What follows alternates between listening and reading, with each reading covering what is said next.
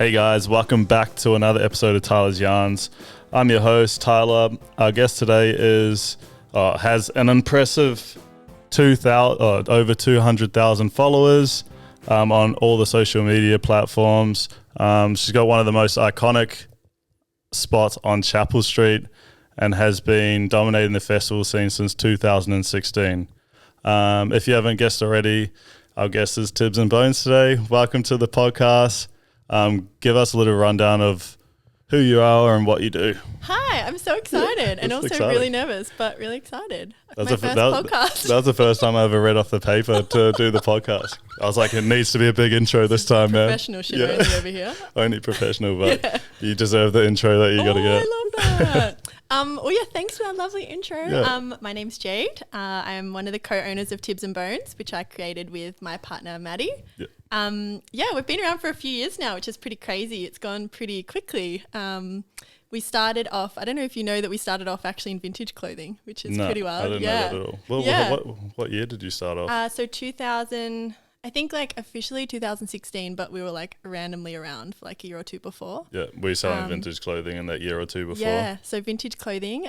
We used to do the market, so Camberwell and all the What random type of stuff. vintage? It's a bit of everything. We mainly did like really cutesy sort of vintage dresses and random little shirts and stuff. So like 70s, 80s? Yeah, sort of stuff that we do not sell now, which is so interesting. We sort of transitioned away from that completely. Yeah. And it's really cool because some of our customers who used to buy vintage from us back in those days at the market still shop with us today, which is pretty wild. What markets were you doing? We used to do like a few of the random vintage ones around St Kilda, and we did the Camberwell one, like Rose Street, a few other sort of ones like that.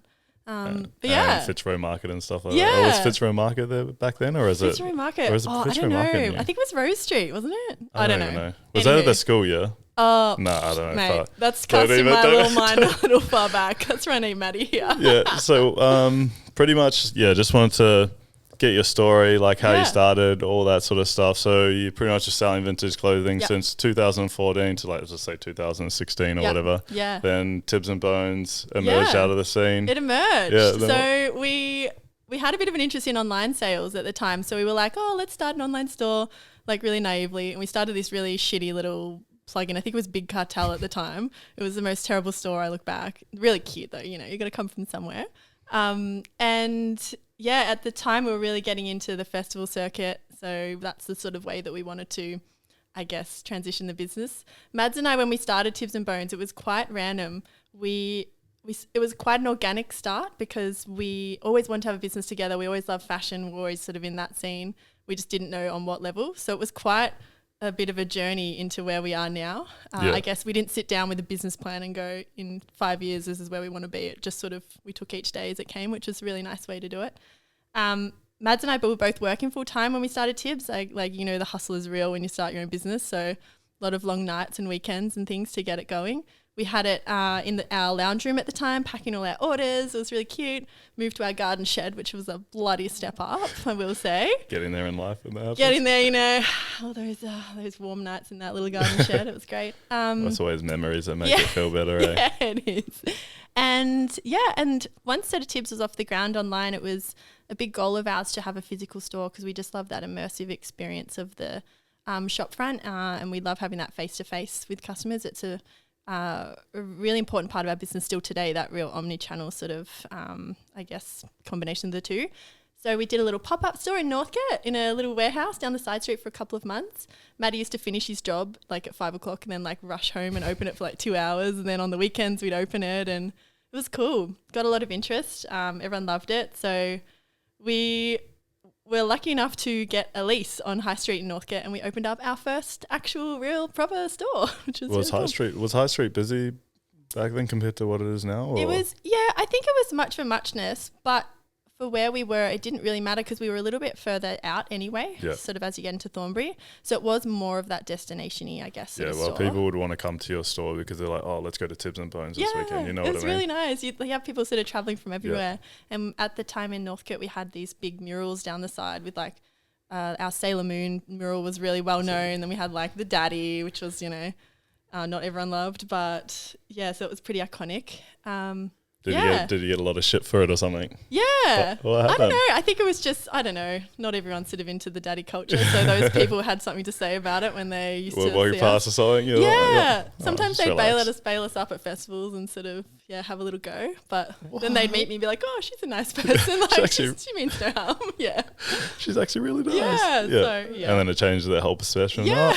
Oh, yeah. Maybe I'm into daddy culture. Yeah. So what was the timing between those two? So you pretty much were like from 2016 to when did you start doing those pop-ups? Oh, so the pop-up was just before 2016, so Oh, yeah, probably so 2015. Yeah. So this is all before.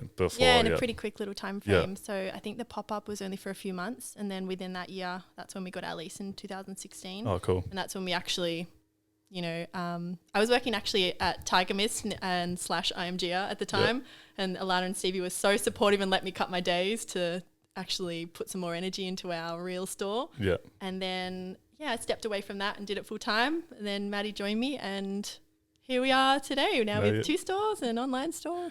Well, sorry, 1 store. We did have 2 stores, 1 store now. So you came from a fashion background. So you said you used to work for Tiger Mist. Yeah. I was going to talk about that. Like, did you keep the help? Were you a designer? Like, what were you doing? Oh my gosh, I wore so many hats. It was great. I learned so much. I still do now as a business owner, as you would know. Yeah, so good. It's probably what you learned from running Tibbs and Bones now. You already went through it all before, Totally. I got to learn from some pretty amazing women.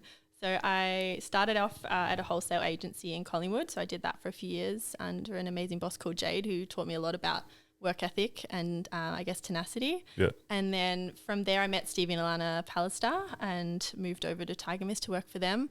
So I had a couple of roles there. I started as online coordinator. So a lot of product uploads and editing and photo shoots, that sort of thing.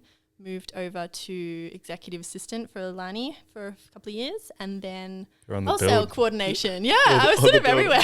That's so good. Yeah. Did you build up in the company pretty much from when you got to Tiger Mist after the wholesale place? Yeah, so and then the wholesale business, portion of the business was pretty new. So that was really exciting to be able to sort of start that with them from the ground up. Well, because you had a bunch of knowledge from working in the prior place. Exactly. So it was cool. And then stepped away from the girls and put all my efforts into Tibbs. How was putting all your stepping away? Was it a lot stressful? Because I know when you're even for me, it was super stressful because I was working as a lifeguard, not so much, but I was still paying rent as well, at my place. And I was like, I'm putting all my eggs into one basket where I was only making $100 a week, So I was spending stressful.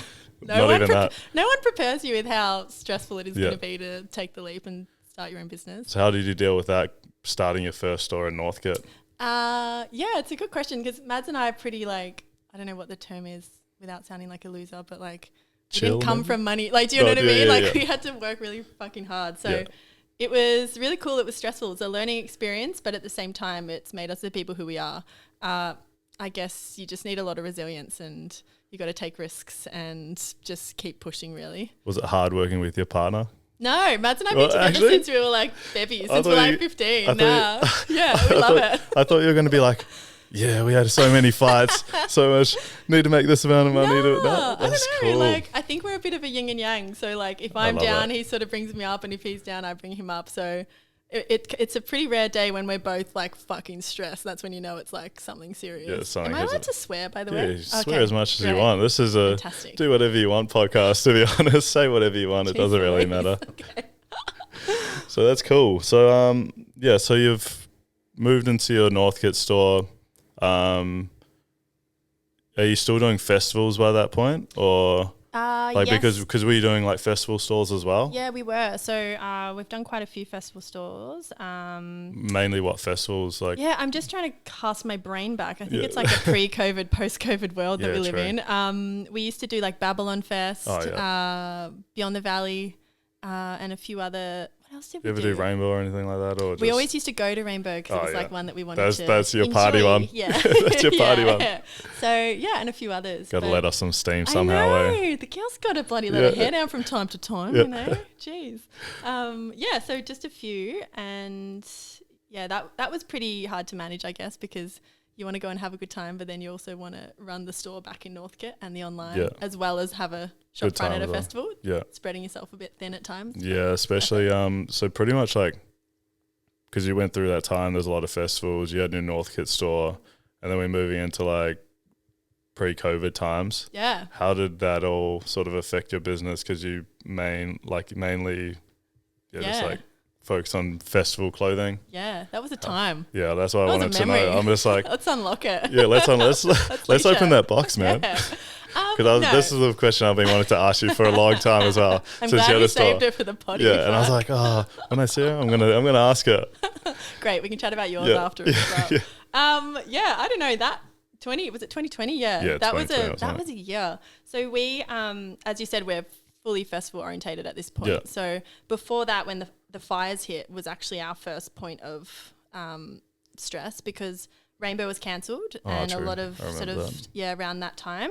So our sort of Rainbow market is usually sort of what gets us through Jan and then sort of bulks us up for the winter and everything and gets us through. Yeah, because you need to be doing bulk amount of your sales in summer and then like to bring you over to the winter. Yeah, because the winters used to be pretty slow for us. Until like you get to like spring or something like that where like the first festival like I think there's like Hopkins Creek and like Meredith and stuff, you know. Yeah, exactly. And that was something our accountant always said to us, like you need to work out how to make it less peaks and troughs and try and smooth it across the whole year. But because it's a lot harder. It's hard as a festival label. It's sort of, you know, especially without having to heavily target the States, which I don't think we were necessarily ready for. And I don't even think we're ready for now because that's a whole nother market for us. Yeah, I think you guys would do all right in the States because it'd be the opposite. So then there'd be Burning Man. There's a whole bunch of good ones. Well, babe, we'll get you on board. You can help us with that. that's a whole nother monster, man. Yeah.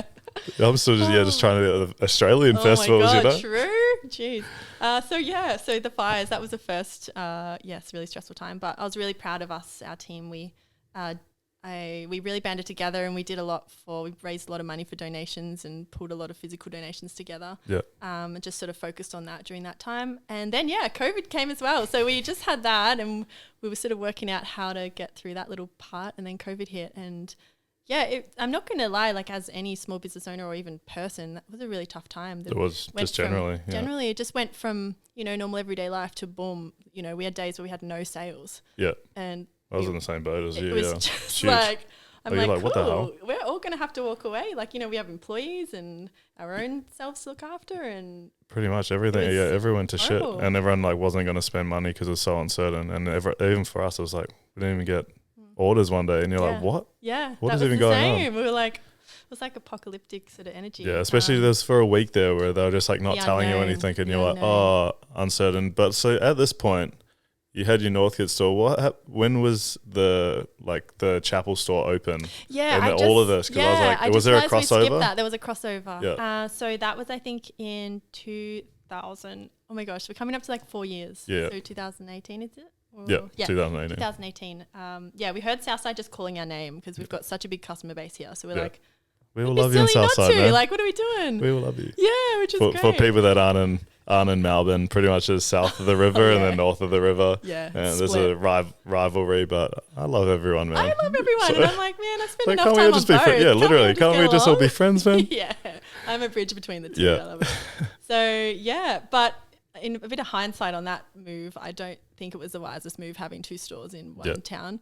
How did you go like managing that? 2 stores and then running all the festivals? Like, look, logistically, it's like a nightmare. We didn't know what we were doing. Like, we hadn't even run one store properly, let alone 2 stores. So it was a really beautiful and exciting step for us, but a good learning opportunity too, because I think we were all just spread really thin. Yeah. And we couldn't really give 1,000%, to either. So it was a good learning curve. But when COVID hit, we had the opportunity to get out of our lease and we made the call and within a week we were out. We'd moved everything to my stepdad's storage and the rest of it to the Chapel Street store. So was it a hard decision choosing between the Chapel Street and Northcote, or was there a silver lining? I think Chapel's where we would always aim to be. Yeah. It was just an emotional attachment, I think, to Northcote because that's where we sort of built the brand. And and when you live close as well. Yeah, and we live really close, so that the drive's fun every morning. Yeah. But no, I think once we made the decision, it was an easy decision because we knew it was the right one, and it was for the longevity of our business and for the longevity of our staff and ourselves. So. Yeah, it was a little bit sad for a day, but then we just got over it. We're like, cool, let's do it. Yeah. Next chapter in our lives, which is like so much better because it's like there's always so much happening. Yeah, exactly. And then moving into the Chapel Street store, you've never looked back, I'm guessing, or you've been loving Chapel Street. Love Chaps. Yeah, Chaps is my home. As I said before, most iconic store in Chapel Street, man. Stop it. Love it. You make my head pop. No, it's we love it over Chaps. It's what's not to love? And the community here, like you probably would know it yourself. Like it's an amazing community and really supportive small business. Chapel's our home. It's an amazing community over here. All the businesses really get behind each other. Actually, though, they do. This is the only place that I feel like we're all supportive of each other and actually want to do stuff together. Exactly. Like a lot of places, everyone's just like, oh yeah, like especially in Sydney, man. They would not be doing this at, like, we're making like brochures and shit so people come to Chapel Street. Like, you know? It's amazing. I've never, I agree. I've never seen it anywhere else. It's even comparing with Northcote to here. Northcote, no one wanted a bar of us. We're the only friends we had. We even just did a joint giveaway as well. All of our brands around. All of our brands. And the Chapel Street precinct, like the council, they get behind all the stores and all the businesses. Like you feel so supported here. And through COVID, I think that was... And they were pushing us massively through COVID. Like, they were going onto the news and like pushing us. Yeah, exactly. They were saying, "Yep, come to Chapel." Like, and I have no words for that support and like what that meant to everyone. You know, to get through that time, just have that little bit of hand on your back, like we got you. It was really special. Literally, and that's I'm in the same boat. Good community. Good everything, man. We're lucky to be in the area we are. Yeah. So pretty much like through COVID, you're. Like, was it hard?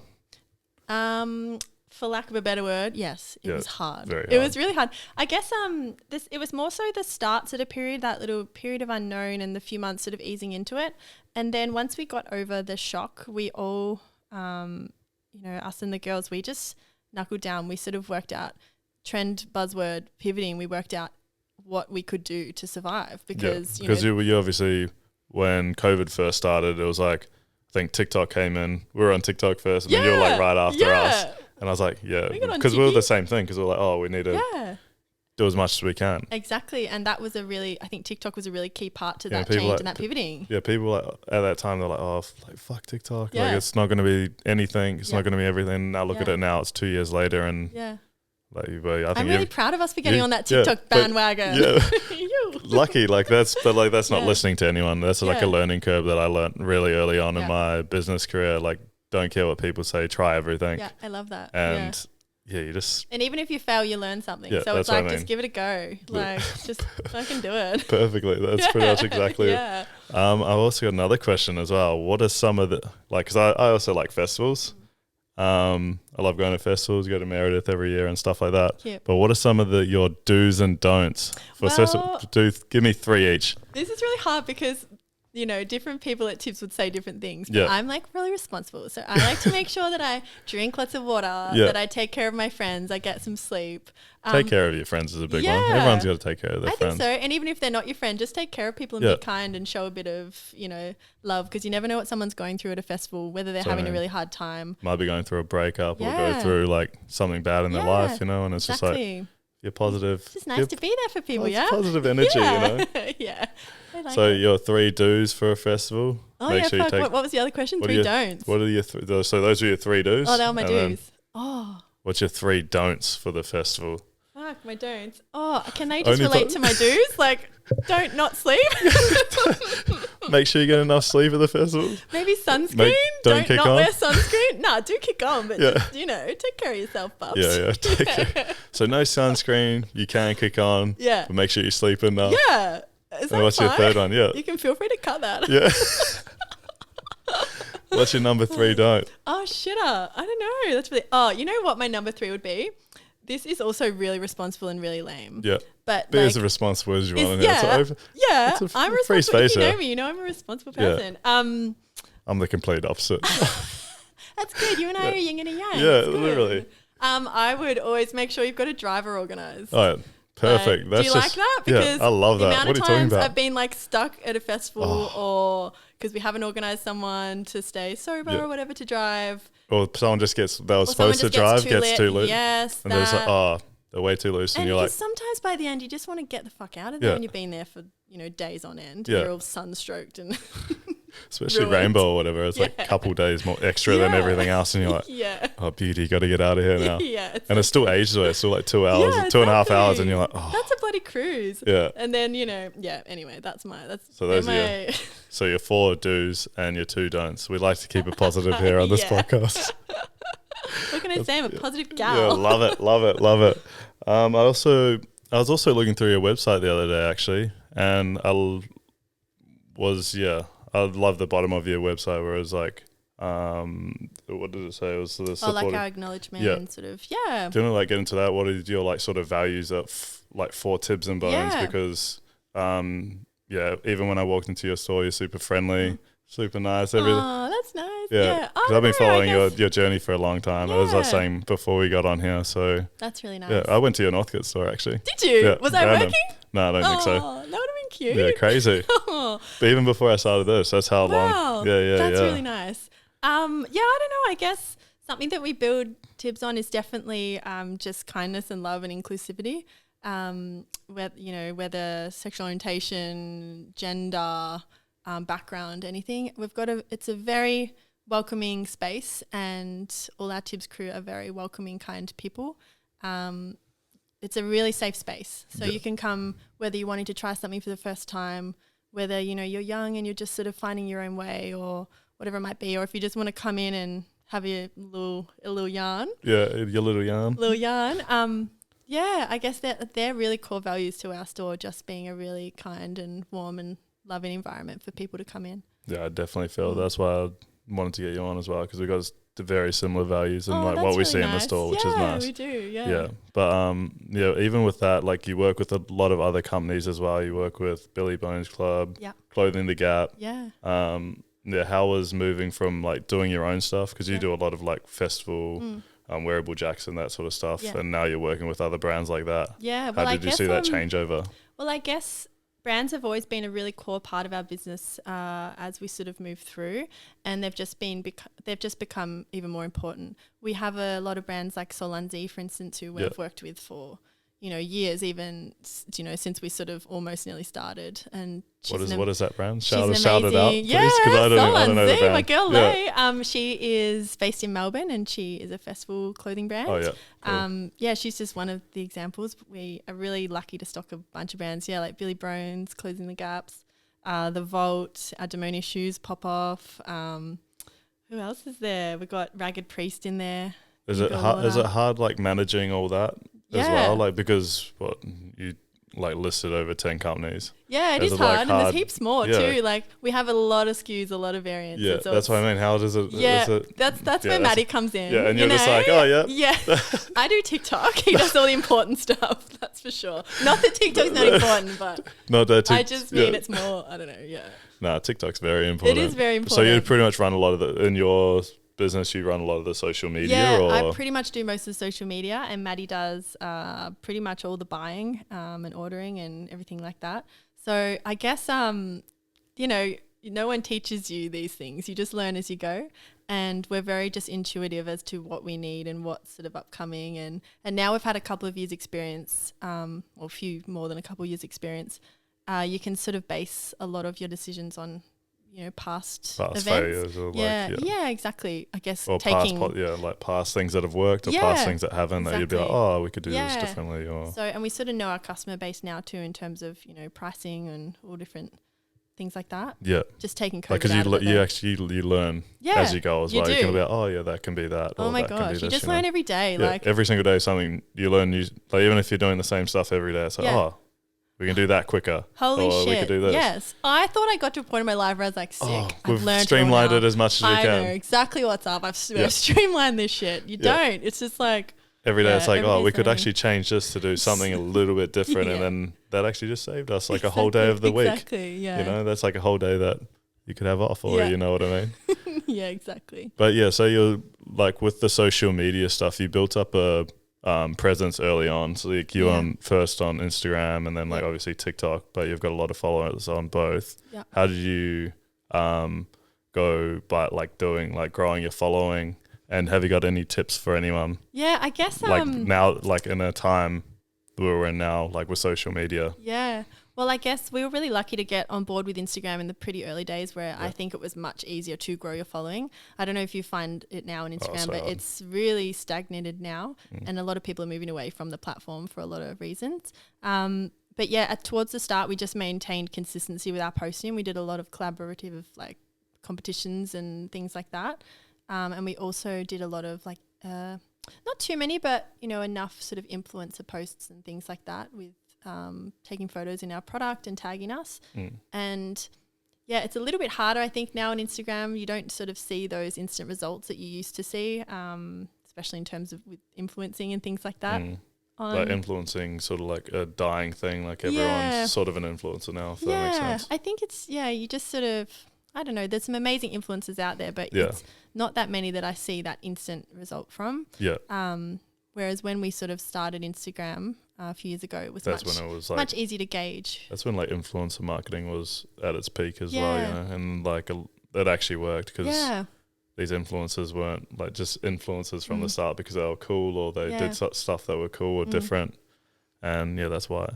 But so you moved from Instagram, like you grew up from just being from like consistently. Are you still on? Obviously we still go hard on Instagram because everyone does. That's what we do. And then TikTok, probably the same thing. As we were talking about before, it was a great time to learn how to use it when we had heaps of downtime in COVID. I was like, man, I need to stretch my brain. Something not related to COVID. Let's learn TikTok. Do you think you would have ever got on TikTok if COVID didn't hit? Oh yeah, definitely. Actually, straight away. Fuck yeah. It's so fun. I love it. I have the best time. I'm like, what was I doing not on here? But definitely just got me on it a bit quicker and a bit like let's like start. Let's do this. Let's do it. Let's start making heaps of TikTok.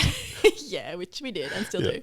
And so my advice on TikTok would just be to be authentic. I think find your brand. It's pretty easy to get caught up in what everyone else is doing and try and not replicate, but just sort of fit a certain mold that you think you might need to be famous on there. But you can even just like find your niche on whatever, and like it's always. Like with TikTok, you can just be like, oh, yep, do that. It didn't work this time. Yeah. Because it doesn't matter. No, that's like, the thing. Well, 1,000 people might see a post or whatever, but then like something that does work that gets like 10,000 views. Exactly. Like, oh, why did that work? And they're like, oh, we could keep using that. Exactly. It's like a roll-on thing, I reckon. And I think like not to be discouraged because I think that's a massive thing about being social media. Because you're like, I put so much time into this TikTok and it's just like, oh, it only got full bombed, like 200 views or whatever. It never got 200 views before, but it's just like, it's just like you got to just get over it and be like, oh, okay, like that didn't work next. Yeah. Did I post it at the wrong time? And then you're like... And you could self-analyze for bloody days. And then you do it all the time. And you're like, sleep. Yeah. Just keep going. Like keep pushing. I think I see a lot of people who, whether they create TikTok accounts for their brand or whatever it might be. They just sort of, they give it a little crack and then they give up. They're like, it's not going to work for me. But TikTok's one of those funny ones. You just got to keep pushing. Yeah, it's like keep going. I think it was like they were saying, oh yeah, do 52 TikToks, and then your 53 one's going to be your next one because you never know when you're going to blow up or go viral. Stats, or did you make that up? I made that up because they might be like, oh yeah, you do 30 TikToks, and then it's like, oh, your 31st one might be the best. Do you know what I mean? Right. Yeah, that's exactly right. That's I think the mindset that people don't have. That it's like, oh, I've made 100 TikToks, but nothing's gone viral yet. Yeah, and I think people want that sort of overnight gratification. It's like you just got to keep going. Yeah, it's like everything. You're like, everything. Instagram, it's like you got to post consistently. And now it's hard with like stories. You got to be putting up a lot of stories, and they got to be like, especially Instagram's different to TikTok because it's a lot more clean cut. Whereas TikTok, you can just like set up your phone anywhere. You can go rogue on TikTok. So rogue. That's so good. You can just be as organic as you like, whereas Instagram's so much more curated. Yeah, such a rogue app, but it is. So, although I have been loving putting my TikToks on Instagram. Yeah, loving the reels. Such a vibe. Love the reels. They reckon that they're going to stop doing that. Yeah, they are. They just started going really well, and now it's bombed again because everyone hates the app. And I was like, oh, beauty. But then it was because of influencers. Yeah, they got angry at it. Yeah, but Kim K, she was hating it. There's a lot of other, there's like a whole bunch of them that were just like, oh, we don't like Instagram anymore. Yeah. But then it's like, because you don't want to make the time to make a TikTok video and be an actual authentic. Yeah. That's what TikTok is. And it's like, oh, got to be authentic. But do you think too then, because with Instagram, I think it used to be, a photo sharing app and it's lost that beauty. completely lost. Now there's no place for that content. Do you know what I mean? Yeah, Where do you true. put that But content? even at the moment, they don't even show you your friends. Yeah, I know. Or they don't even show you your business, like businesses that you follow. Like you follow these, follow these businesses for a reason to support them. Like we've got nearly 70,000 followers, and then only like. Oh, I know. Sometimes you're like, what the fuck? Like, yeah, it's is like this what like, I get. What's it called when you're like, you think you're like, it's not blacklisted. What's that word? Yeah, shadow ban. Shadow ban. Yeah. Every day I'm like, hello, shadow ban. Yeah, and it's like Silly, what? it's And then made sometimes up. I do a bad thing. I'm just like, oh yeah, I was like, oh, post a photo. And it's like 100 likes, and then some reel gets like 3,000. You're like, yeah. Beauty. Like, it's really, oh my God, random thought. Yeah. Do you get referred on TikTok the videos of the live crystal streams? No. Oh my God. What is it? Must just be my algorithm. Yeah. I get all these random card readings, man. Yeah. Weird. Just the like, live ones? yeah, just the live ones. And I was like, beauty, what's going on, man?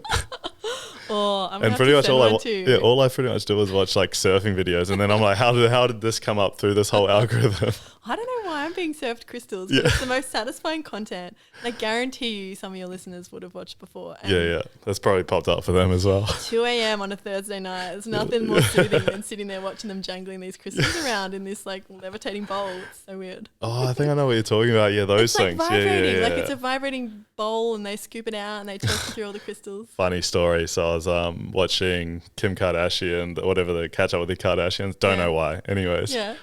Seems really on brand for you. Yeah, on brand. Yeah. But then on the intro, she was like doing one of those crystal things. Really? Not Kim Kardashian. What's the Chloe, Courtney, Kylie, Kendall. Kendall. That's what it was. Yeah, Kendall was doing one of those things. I was like, up to? Like, what are you doing? Yeah, I don't know why I was watching it. The Kardashians going rogue. We're going to cut that one. We love it. No, we'll keep that in. Enjoy that. Yeah. All right, I got one more question for you. Yeah. What do you see for the future of Tibbs and Bones? Any pop-ups? Yeah. That's a really... any stores, new stores, any... Yeah, I don't know. I guess just always growing, learning, evolving. Oh, fucking age. Fucking Melbourne. Yeah, look, we really want to focus on our online. So we're actually looking at our own production at the moment, which will be in the works for summer this year of our own festival collection. Oh, man. Which is really exciting. That's cool. And so we want to grow a little bit more that side of the business. Physical stores will always be part of our business. Just to what capacity, I don't know.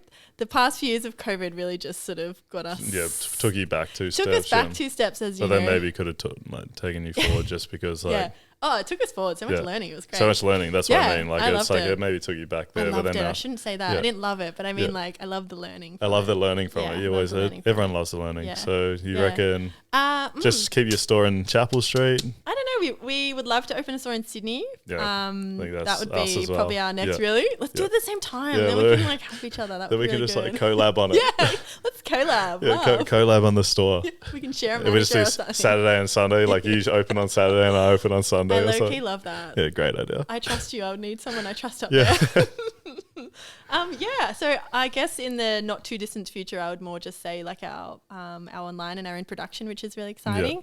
And just exciting things to come for the store. I can't really say too much about the Melbourne store at the moment, but we've got some exciting things in the works. And for the up and coming summer?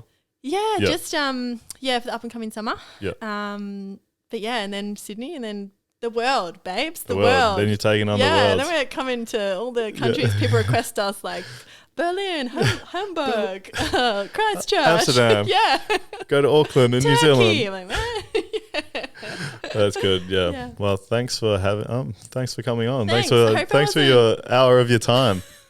Did I do it right? That was did really perfect. Do you want to give yourself a plug? Plug all your Instagram, your website. Tell us what you sell. Thanks everyone for listening. That was really scary, but I'm really proud of myself. That's my first I'm very podcast. proud of you too. Thanks, Tyler. Couldn't have done it without you. We're called Tibbs and Bones. So Tibbs and Bones. Sometimes I say it a bit quick on Instagram and TikTok. Tibbs and Bones. Tibbs and Bones. We're on Tibbs and Bones. And my name is Jade Mary. If you want to follow me on my personal, I post things about my dog and my favorite cakes. It's really exciting. Sometimes new stock.